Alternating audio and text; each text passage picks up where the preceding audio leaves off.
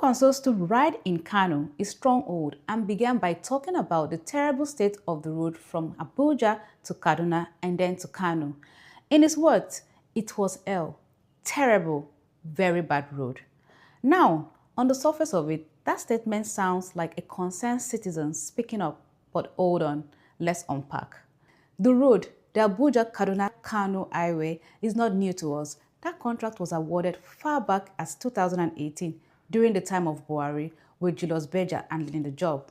It was supposed to be completed in 2021, but here we are, 2025. So yes, Kwankwaso is absolutely right to raise that alarm, but then it took a sharp turn. He said, now we are told that there's a road that has been done from the south to the east. That is where it gets political.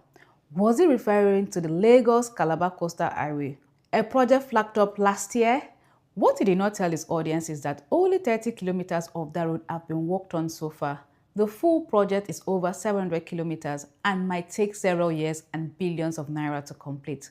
But in that moment, he made it sound like the South has been lavish with infrastructure while the North is left in darkness. He was using a small truth to build perception, and that perception is what matters in politics. But then came the strategic part.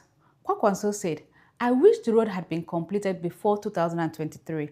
I traveled all over Nigeria and would have used it. Think about that. Why is he referring to 2023? That was an election year. He is reminding his people that he was a national figure then, by extension, and still is now. He's telling them he's got rich, he traveled, he sees everything, and he's now telling the president, it is time to prove yourself. You see the move? So now, if the president now responds quickly by fixing the northern roads, which he would, Kwankwaso can say, yes, they listened to me. He has positioned himself as the voice of the North, the one who spoke up when others were silent. And here is more. This wasn't just a speech, it was a chess move. There are whispers that Kwankwaso may be preparing to align with APC, either officially or unofficially. So what better way to slide in than to make a demand, wait for response, and then announce that he's satisfied with the direction of the government? It is a classic strategy in Nigerian politics. Criticize, pressure, praise, and align. And to the ordinary person listening to Kwankwaso, it sounds like he's fighting for the North. And to some extent, he is. But let's not forget, this same Kwankwaso had the opportunity.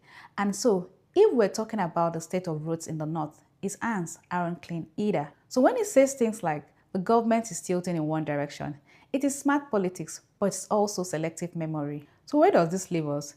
It leaves us with a very clear picture. Kwankwaso is rebranding himself as a Northern elder statesman. He's using the failed road project as a bargaining chip. He's daring the president to fix it for alignment party, while he's also building I told you so moment so that whether the government acts or not, he wins. Let's stay alert. It's one truth at a time. Take care and have a nice day.